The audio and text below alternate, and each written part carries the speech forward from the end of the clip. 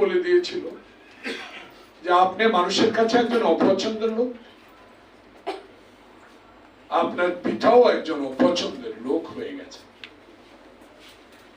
গণতন্ত্রকে যখন গলা টিপে হত্যা করেছিল, যখন সংসদে দাঁড়িয়ে কোথায় সিরাজ শিকদার উচ্চারণ করেছিল, যখন সকল সংবাদপত্র বন্ধ করে দিয়েছেন, যখন আমার দেশ আমার স্বাধীনতা আমি অর্জন করেছি, আমি থাকবো, আমার পরিবার থাকবে, এমন বাক্য উচ্চারণ করছিলেন, তখনই মানুষের মনের কোঠা থেকে এই পরিবারের নামটা মুছে গিয়েছে।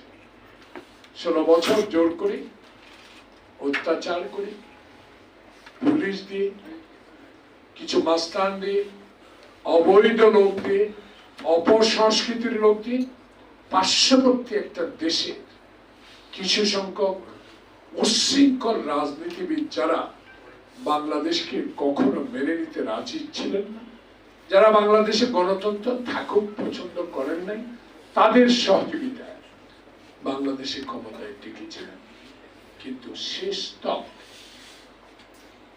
থাকতে পারে, চলে যেতে বাধ্য হয়েছে। সবাই মিলিত আন্দোলন, আমি একা নয়, কিন্তু আমি দাবি রাখতে পারি, আমি যখন খালি পায়ে হাফ প্যান্ট পরে ছিঁড়া গেঞ্জি পরে যুদ্ধ করে বাংলাদেশ স্বাধীন করেছিলাম, যারা 16টি বছর পার্লামেন্টে বিনা ভোটের পার্লামেন্টে দাঁড়িয়ে মুক্তিযুদ্ধের সপক্ষের কথা বলতেন, আমার কান চোখ সব জানা হবে। আমি তখন ওই পার্লামেন্টের 5 বার সংসদ সদস্য ছিলাম, তাদের কথাগুলোর উত্তর দেওয়ার সে সুযোগ ছিল না। হাত উঠিয়ে মিনিটের পর মিনিট হাত তুলে রাখতে আমি স্পিকারের দৃষ্টি আকর্ষণ করতে পারতাম। এমন গণতন্ত্র দেশে ছিল যে গণতন্ত্রে স্পিকারের বাম দিকের লোকেরা কোনো কথা বলার শক্তি সাহস ছিল। আজকে তাই তখনকার সময়ে হাবিবের কথা শুনতেন, তখনকার কিছু ভালো ছাত্র নেতাদের কথা শুনতেন, আর ক্ষমতা আসার পরে যেন তেন প্রকারে ক্ষমতা আসার পরেও কিছু ভদ্রলোক আওয়ামী লীগের ছিল, তাদের কথা যদি শুনতেন, তাহলে বাংলাদেশে স্থিতিশীল একটা নির্বাচনের ব্যবস্থা শেখ হাসিনা তার দল করতে পারে। তাহলে আজকে শেখ হাসিনার এই ভয়াবহ অবস্থা হতো না। তার বাবার নামে যে 1000 কোটি টাকা খরচ করে সারা বাংলাদেশে মূর্তি তৈরি করেছিল, সেগুলো ভাঙচুর হতো। শেখ মুজিবকে গালি দিত না, হাসিনাকে তার পরিবারকে গালি দিত। যদি এমন একটি স্থিতিশীল নির্বাচনের ব্যবস্থা আওয়ামী লীগের আমলে আওয়ামী লীগ করতে পারে, তাই মাওলানা ভাসানী বলেছিল, আমার মনে পড়ে, মতিঝিলে একটা হোটেলে মাওলানা ভাসানী উঠতেন, মোস্তফা জামান হায়দার এখনো বেঁচে আছে, উনি ছাত্র আমি একদিন, তখন আমি হাবিবের সাথে একই সময় দল করতাম, তখন তো অন্য কোনো দল ছিল। স্বাধীনতার পর মাওলানা ভাসানী বলেছিল, শেখ মুজিব তুই যা, ঠান্ডা একটা হাতে লইয়া 32 নম্বর রোডে বসে থাক, আর আতাউর রহমান খান শিক্ষিত মানুষ, তারে প্রধানমন্ত্রী বানায়, তুই খালি চোর পাহারা দিবি।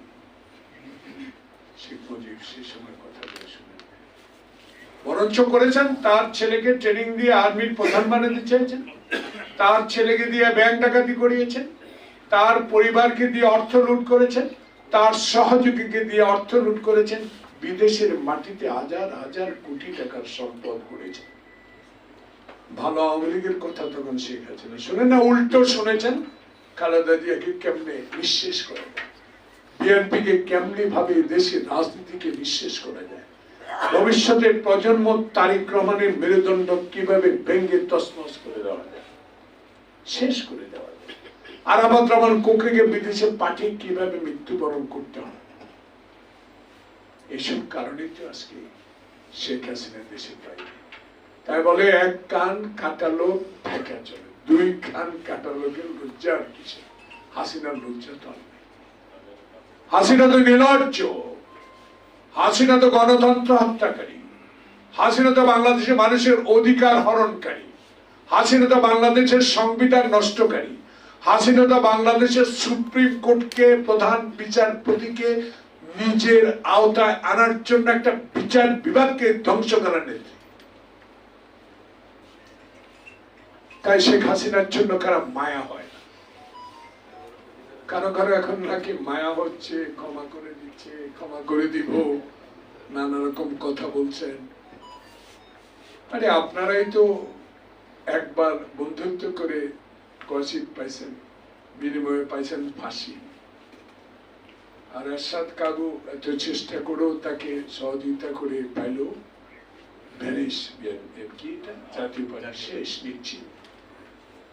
আর আমাদের জিয়াউর রহমান এত বড় কলজা, এত বড় মন, হাসিনাকে দেশে এনে 7 দিন না 15 দিন পরে